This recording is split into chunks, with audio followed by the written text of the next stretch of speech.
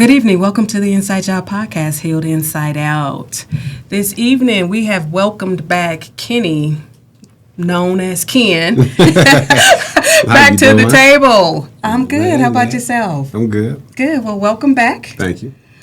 Asked you to come back because this little rude. I'm sorry. I must have got that out of my mouth. I asked you to come back because we started talking a little bit about your upbringing and, you know, the children and how that looks for your family and all that we didn't get to touch on. Okay. We talked about, you know, you coming into the position of the executive youth director, which was really great. And so we want to get to know Ken today. Right. So you gave a little background about how you was raised in that environment that landed you, incarcerated. Mm-hmm. Yeah. So I guess we can start off. I gave you a little background last time about how growing up in that environment had a lot of mental health issues. Yes. Growing up, us as the kids growing up in the household. So growing up in an abusive home, it was hard to really focus on yourself, right? Because in that environment, you're so worried about the one who's getting abused that as a child, there's no time to, even be a child, really, So in that situation, growing up, it was just like, a lot of people went through it. I'm not the only household, for sure, but just going through that and seeing how it had an effect. Knowing that, because I'm grown now and I can look back at the situation and I can tell where it went wrong and how it could have been better. But Okay.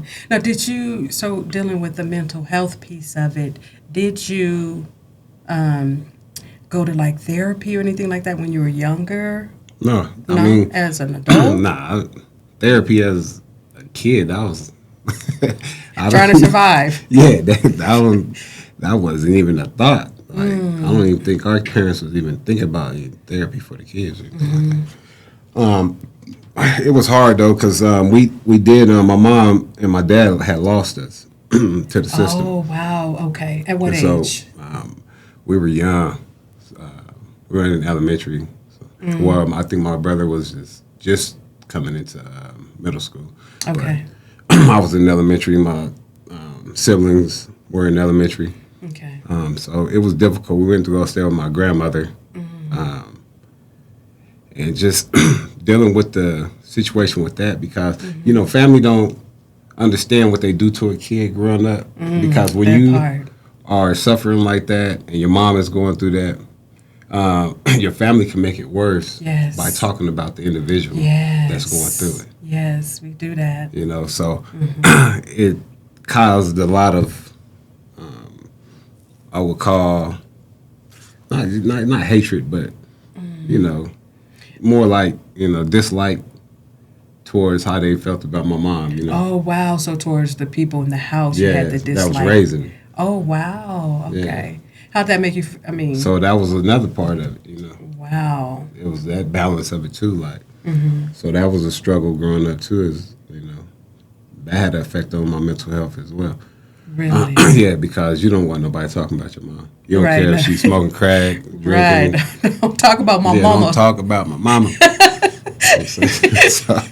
Wow, and that's amazing because a lot of people say that children are resilient, right? So we go through all of these things and they think that we're supposed to just bounce right back. Yeah. And it's not that simple.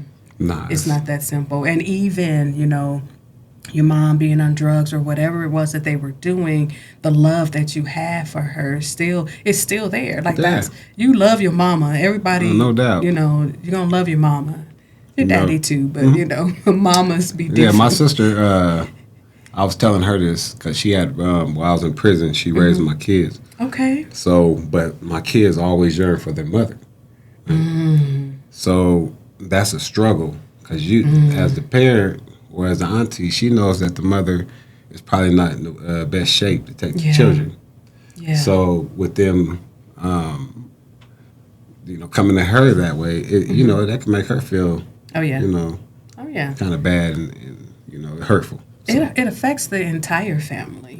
Yeah. And sometimes when we're in these situations, selfishly, we're thinking about just ourselves and not the impact that it's going to have as a family as a whole. Not even just, like you said, the ones that's in the household, but the aunties, grandmas, uncles. Everybody has to pitch in and try to help out. Now, how many children do you have? I have 10.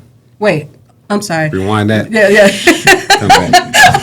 How many children do you have? I got 10 kids. You have 10 kids? Yeah, I got 5 grandbabies and 2 on the way. Okay. All right. Wait a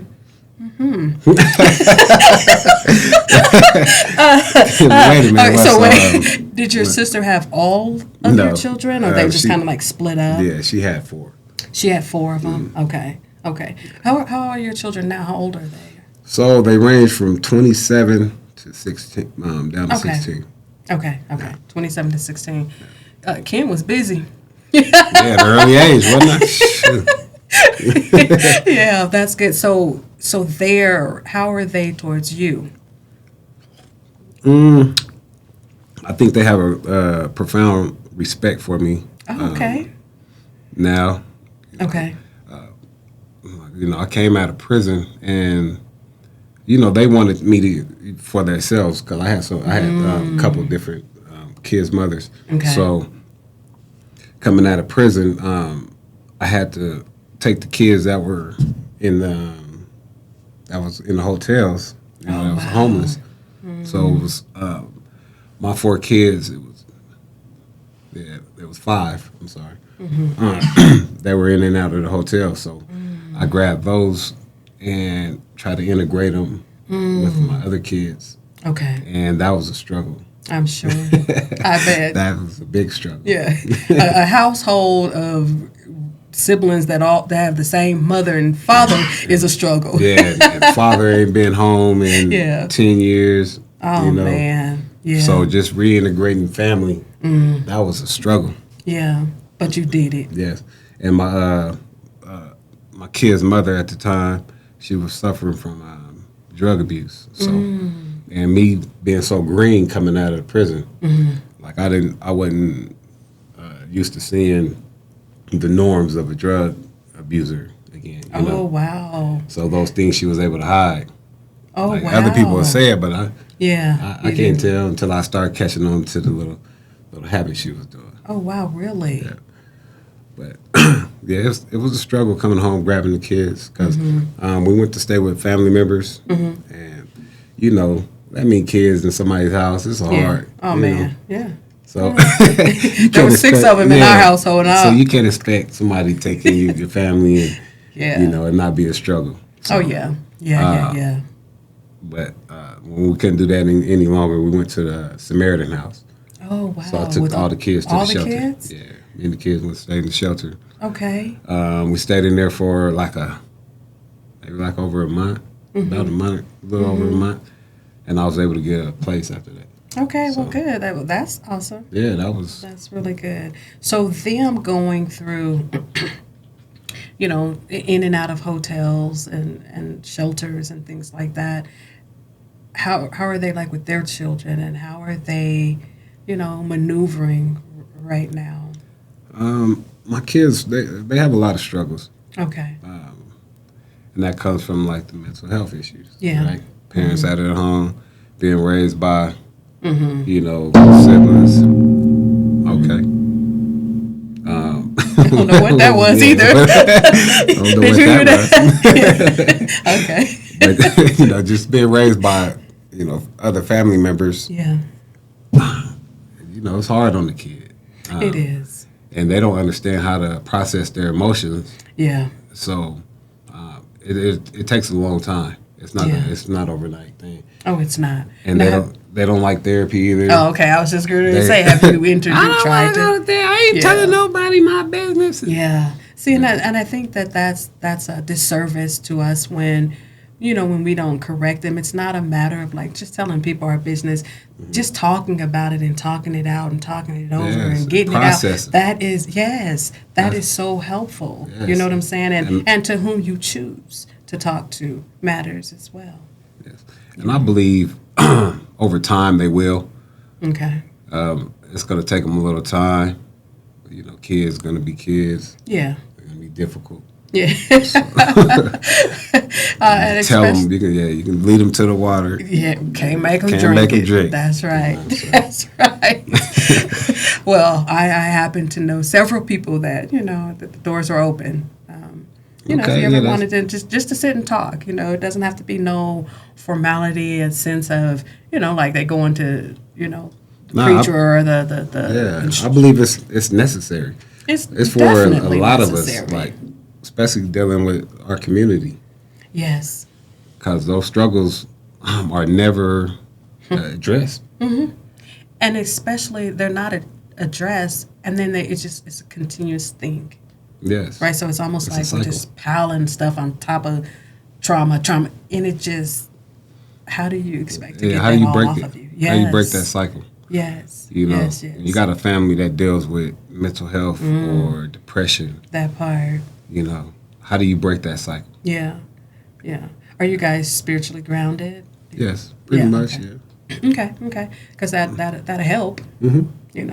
It helps how we and what we believe in. Helps us get there as well. I think society as a whole has pretty much. It's not. They don't take spirituality as serious as our elders did. You're absolutely correct.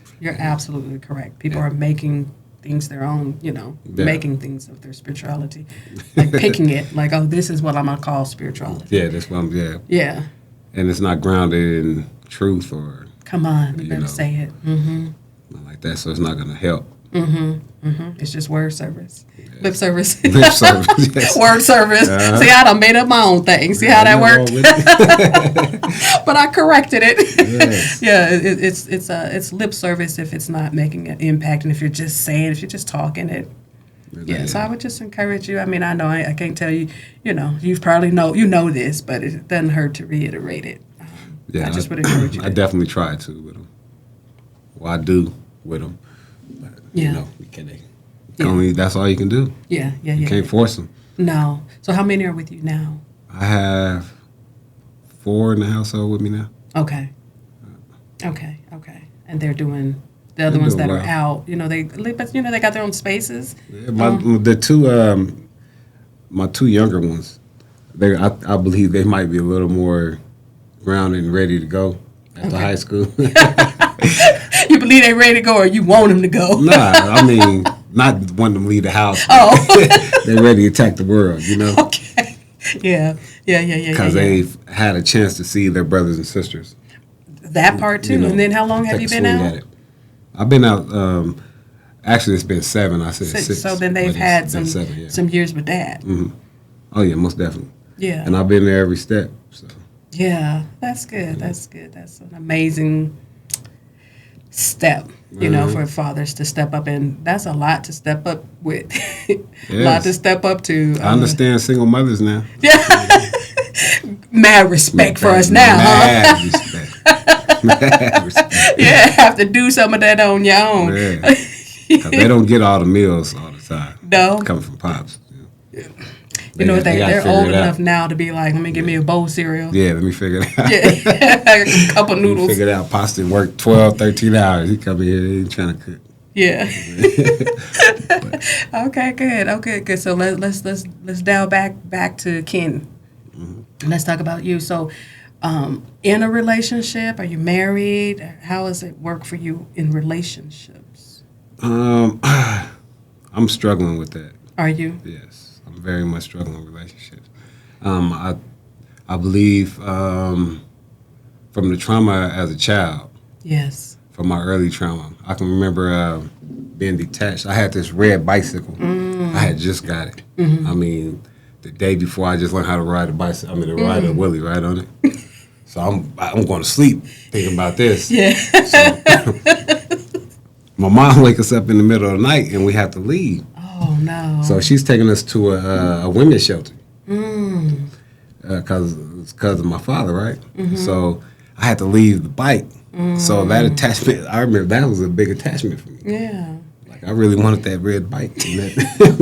I'm laughing at you, but yeah. how you saying it? But that's crazy how Give me that bike. your attachment issues start right there. Yes. So we'll talk about leaving, and switching different households, and then I think prison did it the worst because prison took me away from the family.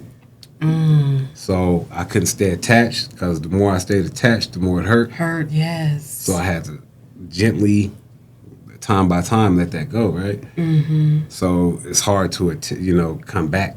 Well, not with the kids, but just being, in the relationship. In the relationship, yeah. So I think I have attachment issues. I don't like to attach myself.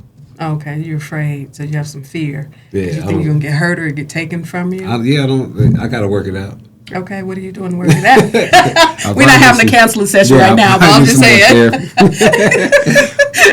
Because it'll be beneficial, because that's real talk when they say hurt people hurt people. Mm-hmm. If you have not resolved some of the traumas and hurts that you've dealt with and are dealing with, you're gonna pass that on, and it's gonna affect any relationship. Most definitely, I believe that too. Yeah, and it's not fair because what if that one that's yours that's supposed to be for you, what I'm saying, and you're not you don't have the capacity to receive it right now, should encourage you to motivate you. And to that, and that goes on the flip side, right? So you don't want to bring anybody into your mess.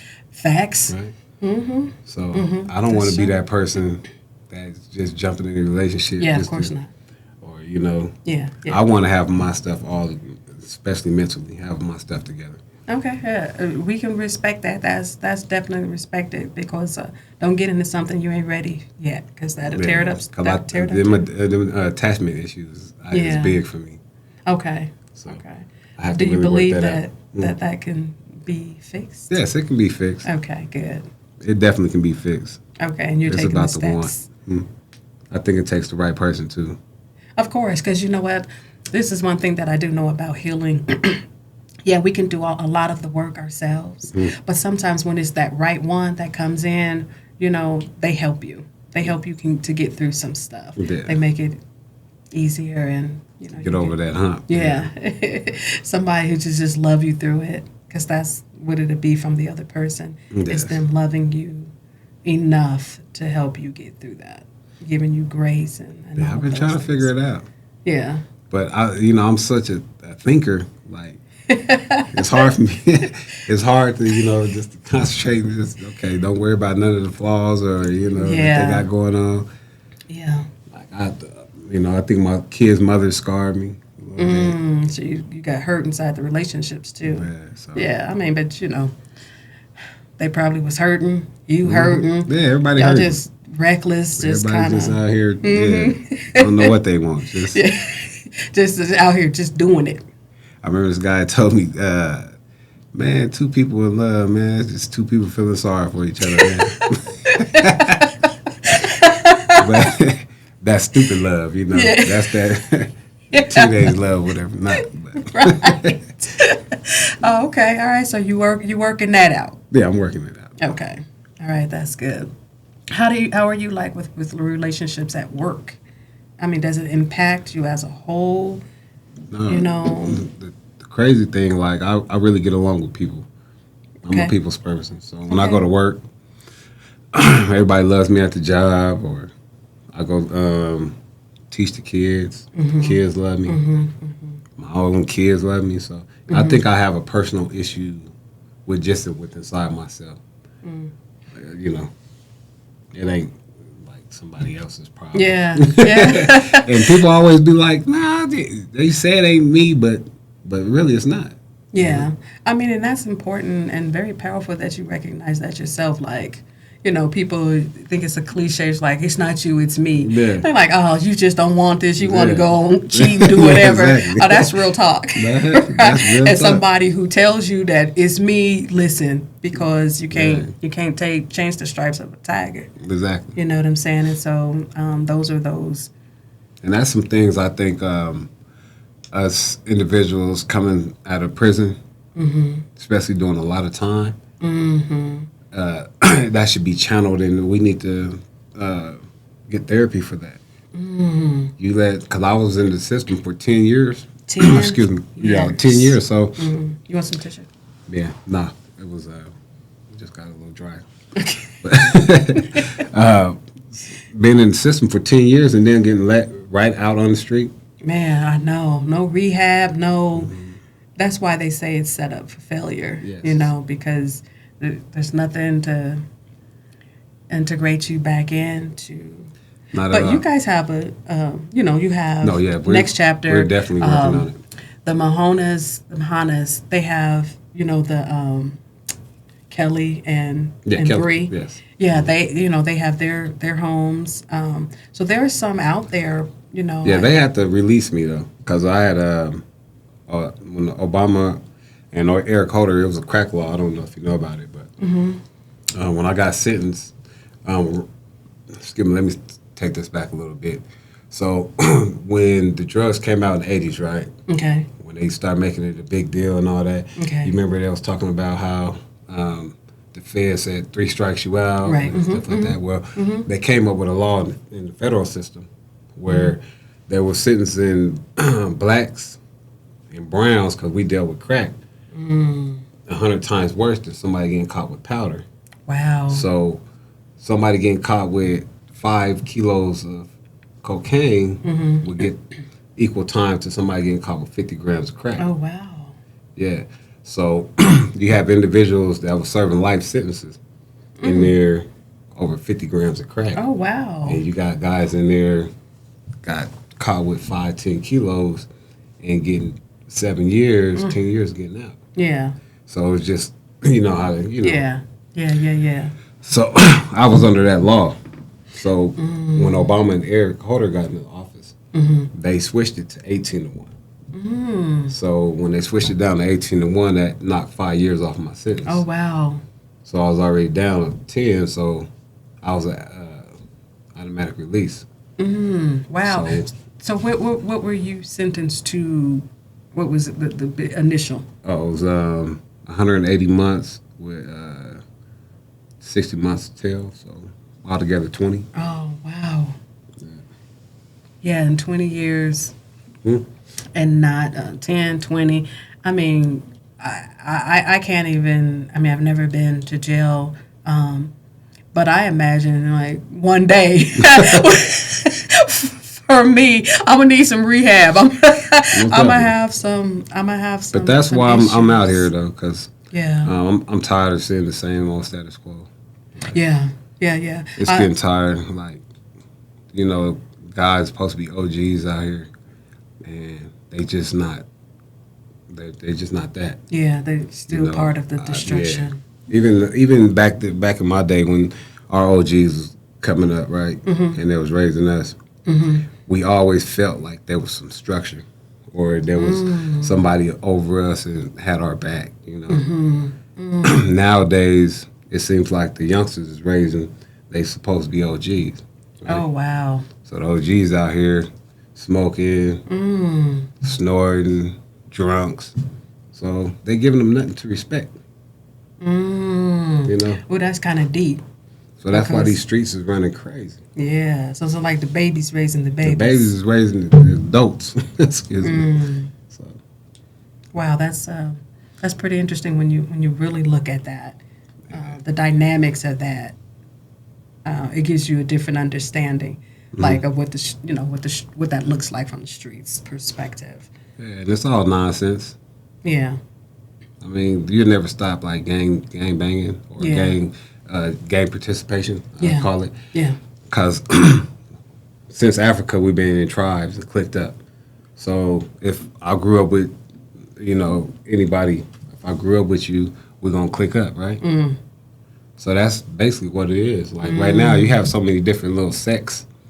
Like the Crips and the Bloods have turned into a whole bunch of little sects. So it's no longer just under one operation. You got several different sets that's claiming Crips and several different sets that's claiming Bloods, in the same area. So it's no leadership. It's everyone out here, you know, it's a free for all. Wow.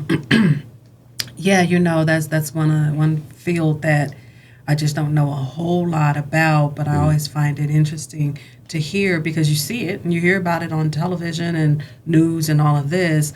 But I thought that everybody, if you were blood, you were blood. If you're crip, you're crip, right? But they have their own silos inside of the organization, is what you're saying. Oh, wow. Now, but they still together, though, right? Or do they be No. beefing with each other? No, there's no togetherness. No togetherness? No. Oh, come on. We got to, and I hear you saying that there's no change in the participation of it, but. Nah. That's Man. culture. It's no longer just like, it's a culture. So gangs have turned into a culture of a way of life. You have whole family members that's gang members, Yeah. From the grandma Grandmas, to I was gonna say, and it ain't a laughing matter, but it's no longer like, hey, you can't just alleviate this. Yeah. You have to work within the lines of it, right? Oh wow. So I believe you have to change the narrative. It's not about trying to stop, because we can sit here and try to stop it. They've been trying to stop it since the 80s, right? Yeah. How many decades you gonna waste trying to do that? Facts. So you believe change the narrative.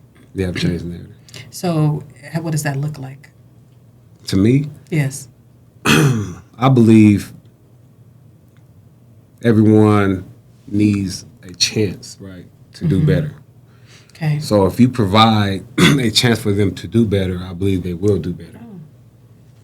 So even if, say, if you're in the gang, right? Okay. Say if you're the gang leader, if you have individuals up underneath you, say I know this little kid, his mom's out here wilding, you know what I'm saying? These streets is all he got. So he's looking up to us, right? So it's my duty as the OG to take this little guy and get him some education, get him employed, He can still be from the turf or whatever, but you're going to better yourself with this organ. And then once you change that narrative, it's no longer I'm out here doing nothing, looking for some drama to get into. Okay. I'm actually structuring my life. I'm still having a little communion with my brothers, or with my gang set, whatever you may call it. But I am being productive in a society. I'm not out here trying to commit violence. I'm not out here trying to ride because I ain't got nothing else to do. Right. Wow. Or I ain't just letting these OGs that say the OGs, but they drug addicts and they mental health problems themselves sending me on dummy missions. Wow. So that's just my perspective on it. Okay. All right, that's good. Now, so when you were incarcerated, and I think I've heard this before, but there aren't any programs within the system that kind of helps a little bit, like anything, like nothing. We've become a society where we love drama, right? Everyone loves some drama. We look on Facebook, it's drama. We look on Instagram, it's drama. You look on TV, it's drama. So they got everybody hooked on the Kardashians in prison. Like, who's keeping up with the Kardashians? Brothers running to the TV room just to keep up with the Kardashians. I'm not. It's no joke. So, and they watching soap operas. Jail. But I'm telling you, it's a dead place. It's for the sleeping. So if you don't want to rehabilitate yourself, it's a good place to go and do nothing and let somebody take care of you, right? Because they're going to give you 3 hots in a cot. So you taken care of. They're going to wash your clothes. They're going to bring them back to you. But all you got to do is be the controller of the TV. This is my TV room. Yeah. So is it, and I know I'm sorry, just trying to get an understanding. Is it that they don't offer it, or you don't go do it if you don't want to? Like the libraries and when you're in things prison, like that? You have plenty of opportunity to rehabilitate yourself. That part. Okay, that's what I wanted to hear. No excuse. Okay. when you the problem is everything else is promoted even more. Yeah. You Okay. know, So there's keep no up more with the Kardashian stuff. Yeah, it's not about education. You know, you got dudes in there doing 20 years. They're not, they're not thinking about education or, you got a youngster coming in here just got 30 years. He 20 years old. He not thinking about educating himself. He on the yard now. He's living like he on the street. When I got to prison, I was living like I was on the street. Wow. You know? When did you come to like a realization, or did you while you were in there, like I gotta do something, like because you're gonna get out eventually. It still didn't click until it didn't click until I started getting some therapy. Okay. That's when it clicked in, like Yeah. because I was in. I mean, it's over with now, so we can talk about it. But I was in prison selling drugs. I was in prison. How you do that? Drinking, Because I mean, you ain't got to tell the secrets, but how does that happen? Like, yeah, I mean, it's just it's what goes on in there. I had a cell phone in there, You had a cell phone, so what people? Okay, all right. So what I'm trying to say is, like, prison, you can rehabilitate yourself if you want. If you want to. Okay. But individuals get in that environment. I was one of them. I didn't get hooked onto the Kardashians. Okay. I was doing more education, but I was still hustling. Yeah. Like I still had that hustling mentality in me. So there's nothing wrong with the hustling mentality. It's just what you hustling, right? That part. So I'm hustling all the wrong things. But when I went to this program, I really learned that I had a problem with my cognitive thinking. Okay. I didn't know how to process my feelings. I didn't know how to process nothing that was going on around me. It was just, I was just living. This is what it had to be. That's all I seen, so this is what it is. And when I learned this information, it really changed. I call her Miss Bonner. This is my therapist, Miss Bonner. But she started pointing out everything to me. Even my defensive mechanisms that I grew up with. I mean, she was just pointing out everything. So just me learning myself, and then I have this. It's a assignment, right? So I call it a reflection letter. Okay. And a reflection letter is like a mirror. So write a letter on how you affected people.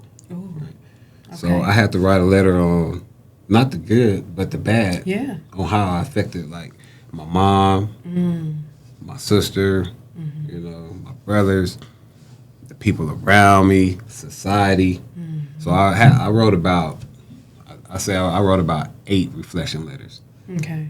And just seeing the hurt that I was causing out there. I thought I was the man causing all the good. Yeah. I'm selling all the drugs and I'm taking care of the families. Yeah. I'm doing good out here.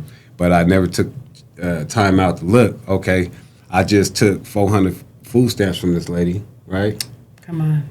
And I'm about to go feed my family, but I just took that money right out of her kid's mouth. So I'm about to go feed my kids, and her kids about to be hungry. So coming to those realizations, writing those letters, like, it brings back empathy and sympathy. Yes, come on. So once you develop that back into you, it's going to be hard for you to, hurt somebody or affect somebody in that manner again. Once you realize, like, okay, this is not a good thing. I'm not forced to do this. I'm doing this by choice. Once you get that, then it's going to be hard for you to go back to that type of lifestyle. And your therapist taught you that reflection letter thing? Wow, that's really good. Now, do you use that for the kids now? Oh, that's... Well, it's with inside the program. Okay. I'm not using it right now.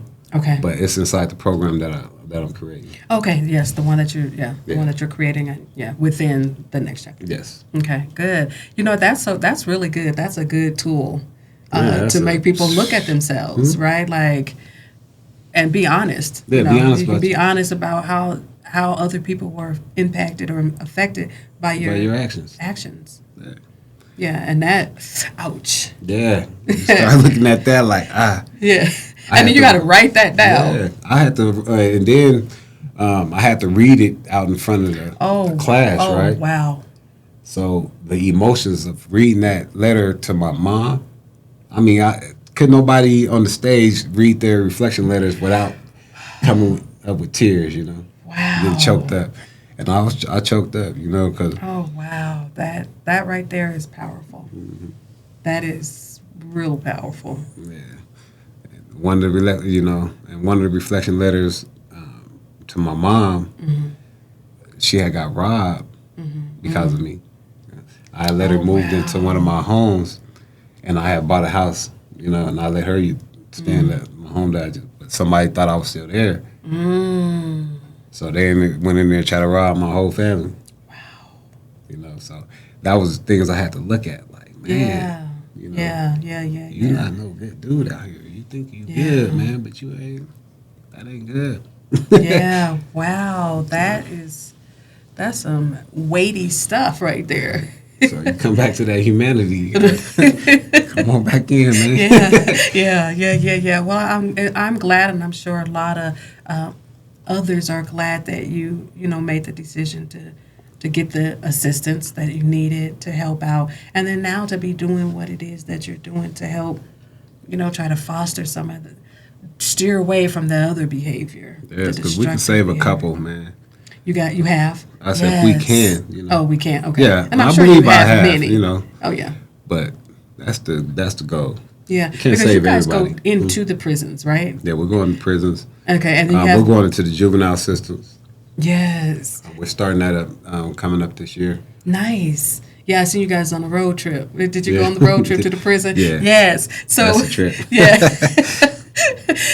Man, but that's got to feel good, right? And it does. Because of the experience that you have, like you got the hands-on experience, you could really go in there and change some things. Yeah, and going in there and seeing the individuals going through it, Yeah. It just brings you back home. My cousin calls me from prison. Mm-hmm. He's sitting there with a double life sentence. That brings me back home. Just hearing the chaos going on in the background. Yeah. Hear the door slamming. It's like it just it wakes you right back up. It's not a place you want to be in. Not a place you want to be in. Yeah. Wow. I think. I think with a lot of people, you want to see more, of the mental health inside of the jail, so that people can get the help that they need and come out. Because, you did the work yourself and you wanted to, but there are so many people that come out and they reoffend, and they're just as, they're just not right. They're not together. It's just like with the kids, right? In school, you can target the individuals that you can see that have the behavioral problems. Okay. Right. So you can target those kids and give those kids the extra assistance that they're going to need. And I believe that's what our program does. That's good. And even with individuals coming out of prison, like if you really want to get your life together, it's going to be work. It's not easy. It's going to be a lot of work. But it beats going to prison. It beats watching your back every day. Depend that. Yeah. Things, I don't have to worry about those type of things. Yeah. Now, do you think, have you had any people from back then still tripping, or are they all like, oh yeah, he's done with this, we don't have no beef with him no more? I was the type of individual where I wasn't involved in too many beefs. Okay. I had some beefs, but I wasn't just no wild individual like that. Okay. I was more of the hustling type. Okay. Okay. So I really didn't cross anybody while I was out there in the streets. Okay. So I don't really have to worry about watching my back. Yeah. People come up to me all day like, "Hey, Ken, what's up, man?" Woo. I have no clue. Like, I know this face, but I don't know his name or nothing. And it's just in those instances, like, if you were a bad person. That wouldn't happen. Not even that. Somebody walk up to you like that, you didn't hurt or did something to. Yeah, I hear you. Yeah, okay, I hear you. Sure. Wow. Okay. Well, look. I mean, I think I'm not gonna get tired of saying it, but our time at the table goes by so quickly. We already? Yeah, we'd already like 40 minutes in, man, so we only got a few more minutes round table. to wrap it up. And so, first of all, let me just say before I give you the table to leave a few nuggets that people can glean from. Thank you. Thank you for coming in, taking the time, telling your testimony, sharing your testimony. I think it's extremely powerful. And I think that it really does show that you can be in trouble. You can be brought up in a destructive environment and still come out successful. There's still time for you to be productive in this society. So thank you so much for sharing that. No problem. And I just want everybody to know, from my perspective, that you can change. Yes. It's not over just because you've been caught up several times. This ain't, you don't have to say this is the life for me. You can always change. I said, God set me down for 10 years so he can let me see what the next 60 of my years will look like. Yes, come on. So I don't plan on going nowhere no time soon. Yeah. So plan for your future, Yes. And there's no planning when you're doing that type of game. Because watching your back all the time is no future. You gotta worry about the laws that's gonna come down on you today, tomorrow. Yeah. Yeah. Somebody done told on you, rat you out. So it's just not a productive lifestyle, man. And I'd advise anybody who's in it, to try to, figure a way out of it. That part. Because it's not easy. People been doing it for years. So just tell somebody to get up and stop doing what they're doing. Yeah. Doesn't work that way. Yeah, especially if they don't know it. Don't know anything different. But I tell them to challenge yourself, Challenge yourself to learn something different. And do something different. Because our babies is coming up behind us. Yeah. Look, that's who's going to be. Grandbabies coming up behind us. Yeah, and that's going to be in charge of stuff. Yeah, we don't want them coming up, getting involved in the same systems that we got caught up in. Yeah. Let's let these systems die out, over time, because we fill them up. We fill the jails up. Nobody else fill them jails up. They target us, and we fill the jails up. Over 2 million blacks and browns in jail. So. Wow. Okay, well, with that, you're welcome back. Bring bring one of your children on, or let's talk about it, because I think that's important too. Yeah, because their perspective. Yeah, right. It'll be and it might be different. It's way different. Well, I say, when you look at stories from everybody's angles, you come up with a like that. Is that how That's how you viewed that, right? Yeah, might be some opportunity that we'll get something for some healing. Healing, and then you'll get something that you didn't even know. Was it like, really? That's wow. And I just advise all the parents, man, to just be open minded too. These kids are out here hurting, struggling, man. And because they don't know how to process their mental health. They're struggling bad with that, over social media. Yes. That doesn't help, school, all the pressures in society. Man, they're struggling with mental health a lot. So I'd advise myself and the rest of, our community to really see if their kids need some help in that area. Come on. You don't want them to get grown and still can't process their feelings. Come on. Yeah. That's not a good grown thing. Person can't process their feelings. Trouble. Like, it's an argument every time. Like, why are we arguing every day? We look like crazed dogs, just arguing all the time coming up in here. Right. Okay. All right. Well, again, I appreciate you, and thank you for. Thank you. I look forward to hearing more and more about the progress of your program coming up. And big shout out to Josie too. Yes, all day. She's a wonderful, wonderful woman. Yes. She got us on a journey right now. She started this journey. And it's blowing. It's going bigger way than more than I ever thought it would. Yeah. So, Yeah. big shout out to Chelsea. All right. All right, so we're going to end on them big shots. All right, everybody, peace and love, and we'll chat with you guys later. Yep, and All do right. unto others as you wish to be done unto you. There you go.